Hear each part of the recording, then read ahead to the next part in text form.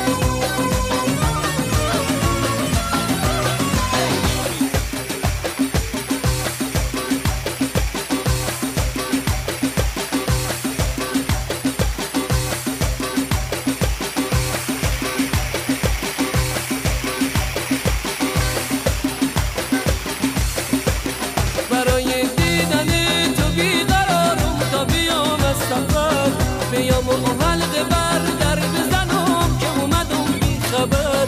میام تا سر بذارم روی سینت تا که باور کنی نفس گیره برام بی تو دیگه زندگی بی ثمر. الهی من فدای اون چه شد، میخوام اینو بدونی که میمیرم برات.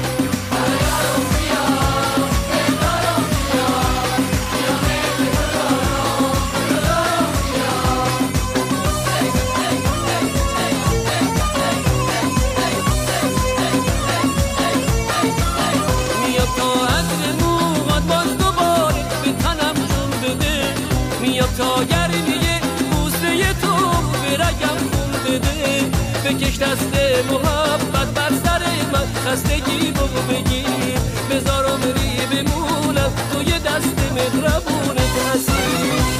الهی من فدای اون چه شد، میخوام اینو بدونی که میمیرم برات.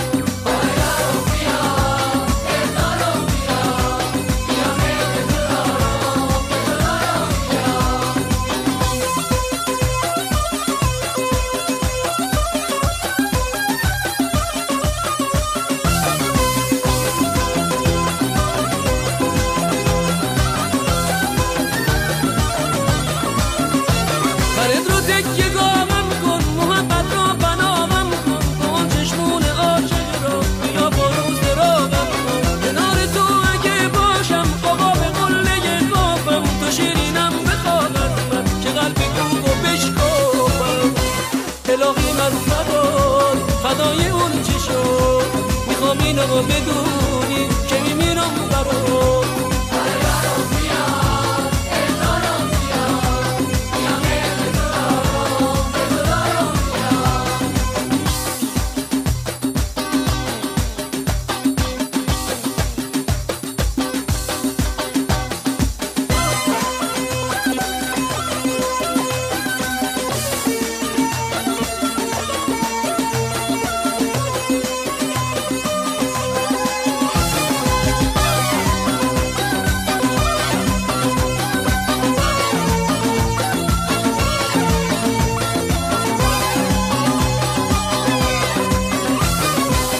برای دیدن تو بیقرارم تا بیام از سفر.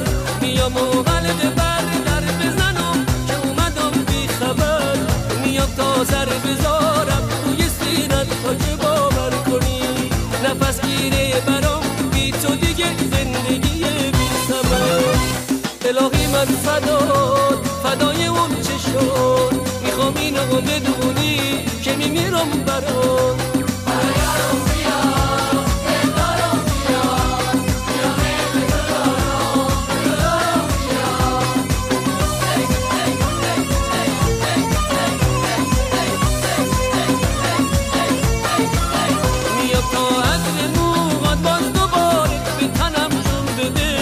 میام تا گرمیه بوسه تو به رگم خون بده بکش دست محبت بر سر من خستگی بگو بگیر بذار عمری بمونم توی دست مهربونت هستی الهی من فدای اون چه شد میخوام اینو بدونی که میمیرم برات